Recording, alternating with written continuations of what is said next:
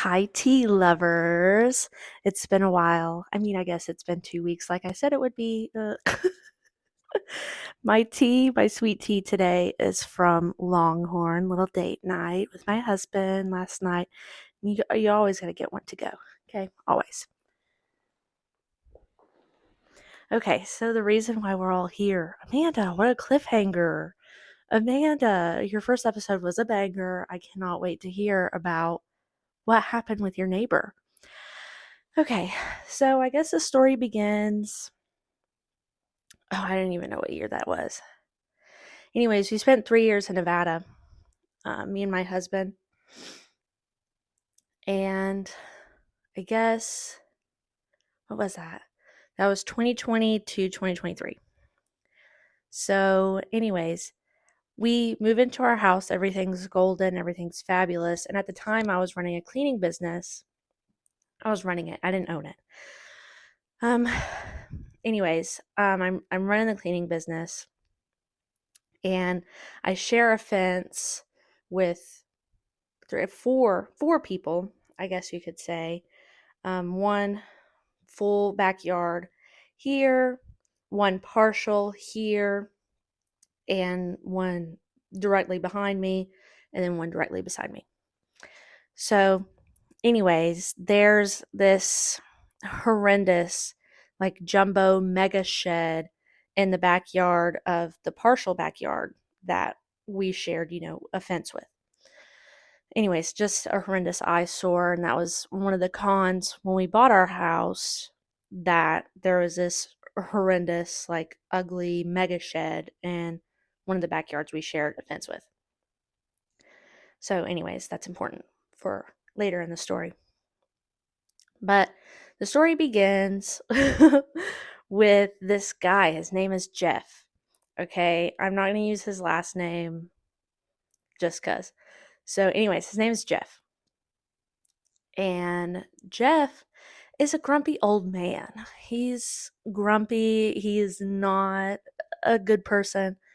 There is an article about him. Uh, what was it? The Fallon Post. If you just Fallon Post, Fallon, Nevada, Geoff, it'll pop up. So, anyways, he was yelling obscenities at children at school. So, anyways, he was trespassed. So, that's my neighbor, guys. He's the guy with the crazy, mega ugly jumbo shed in the backyard. Okay, so there's that little tidbit. I'm running my cleaning business. Well, one day, where am I? I'm trying to think. I want to see, like, how to get the story flowing. So, okay. The guy, Geoff, would go walk his dog around the neighborhood, which is fine, obviously.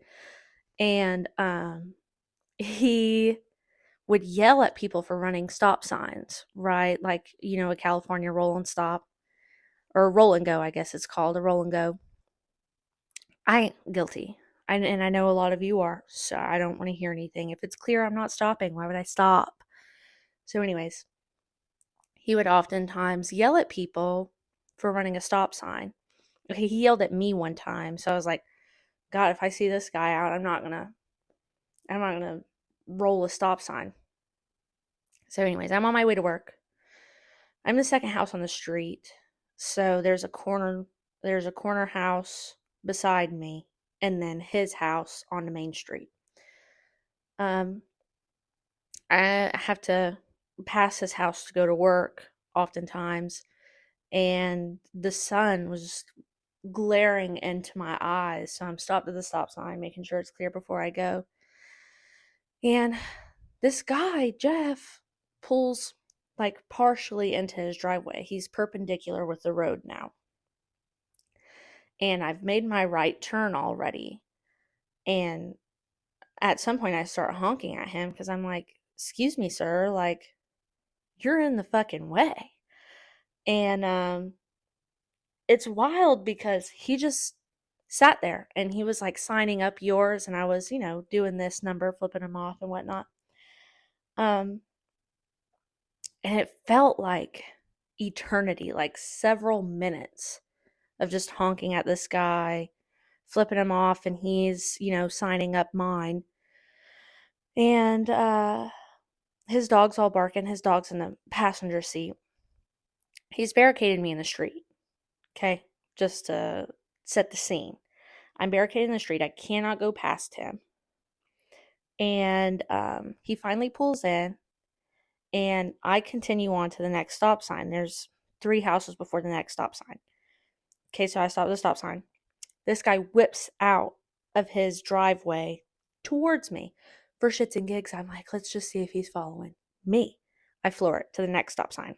There's a series of stop signs on this road. It's so annoying, but it's important for the story.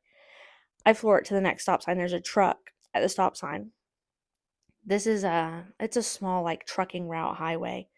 I want to say it's US 50. It's been a while, so I could be wrong. And he pulls up beside me. I slam on my brakes. He pulls up beside me into oncoming traffic. And he's all honking at me like, you ran a stop sign. You ran a stop sign. Like, usually, yeah, sometimes I do, but that time I didn't. And even if I did, you don't have a right to barricade me in the street, sir. So it's clear, finally, the stop sign. And I can make my left turn. At this point, instead of going to work, I decided I'm going to go to the police station because I'm fearing for my life. This motherfucker is chasing me in the streets. Okay.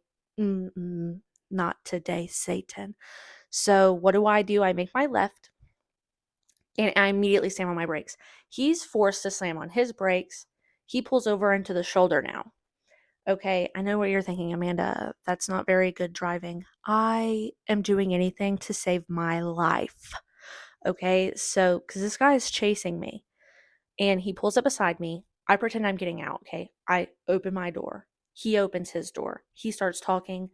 I close my door. I hop in my car. I close the door and I book it to what is that? The sheriff's station. Okay, I'm at the sheriff's station. This motherfucker drives past me. Lo and behold, bitch, if he didn't go to the police station and tell on himself. Okay, I run into the sheriff's station. I give her my report, and she goes, so this is actually like a police matter, but I don't want you going outside just in case he's out there. And I said, okay, yeah, perfect. So the police will come to me. I'm waiting, and I'm waiting. I'm wondering what is taking so long because it's literally like 1 minute away. Fallon's a small town. Okay, so it's 1 minute away, and it takes them about 45. I don't know. I could be wrong. Okay, my sense of time right now is so warped because, the adrenaline and whatnot. So, anyways, like 45 minutes passes by, and the police show up, and they're like, just, give us your record of events. We'll file a police report and all of that. And I did, and he goes, I just want to let you know, he came to the police station and told on himself. He barricaded you in the street and he chased you down. And I said, huh, okay, so that's fucking bananas. And he was like, the police officer, I can't remember his name.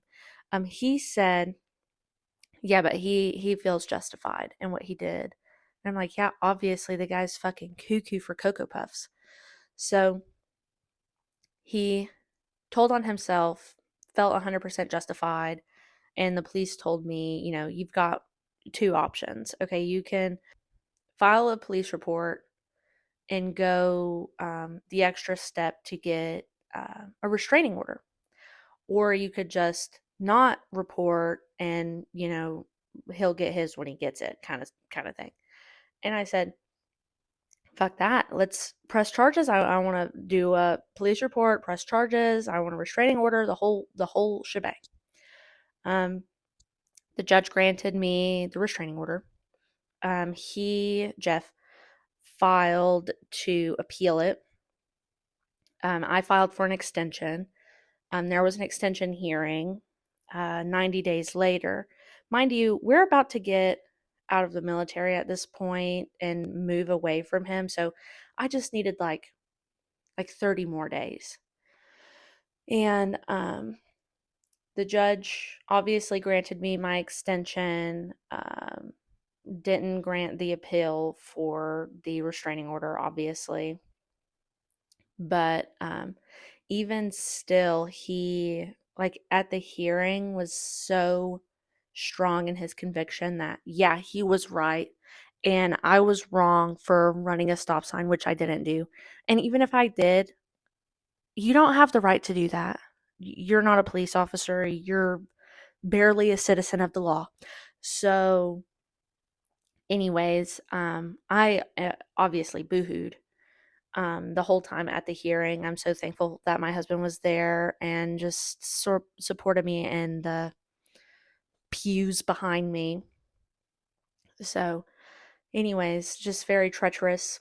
Um, anyways, I've told that story. That didn't go anywhere, mind you. The DA did not take the case. It just sat on the fucking desk of the DA's office for too damn long, if you ask me, quite honestly. And I called often to check in, and just nothing. Couldn't get a hold of nobody. So, anyways, I passed my statute of limitations. Fuck you, Geoff. And anyway, so I'm running my cleaning business. This is a separate story, but it's all related to Geoff. This is an episode about Geoff. Fuck you, Geoff. So, anyways, I'm running my cleaning business. At the time, we had a roommate. Shouts out Benjamin Hanlon. Um, and so I came home from work one day and I noticed there was a lot of cops at Geoff's house, like a lot. And I'm like, you know what? Whatever. When my roommate gets home, he goes, "Hey, like SWAT's outside of Geoff's house." I says, "Huh." He's like, "Yeah, there are people like in the backyard." I said, "Say less." I go outside. I see their flashlights, and I go, "Hey, what you doing?" I'm curious. I want to know. And the officer like steps on the bottom board of a wooden fence. You know how there's 3 boards? He steps on the bottom board and he peeks over and he goes, "Hey, you the owner of this house?" And I said, "Well, I got a mortgage on it, so I don't quite own it yet, but yeah, this is my house." And he said, "Do you ever hear any peculiar sounds?" I said, "Peculiar like how?" And he says, just like out of the ordinary. I says, "No, I don't guess so. He's got a dog that barks all the time, but no, I can't say that I have." And he goes, "You know who lives here, right?" I said, "Yeah." That's why I wish I could say yeah, because I would love to see the guy behind bars, but I'd be lying. And he goes, "Fair enough, fair enough. Well, if you hear anything, let me know." And he drops his card over. Says, "Okay." And one day I'm just spilling tea at work with one of my clients turned friends.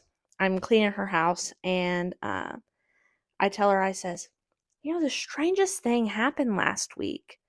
And she goes, "Huh, let's hear about it." I said, "Okay, so what had happened was the story I just told you." And she goes, "How bananas? I'm pretty sure my son is the lead detective on that case." I says, "Say less."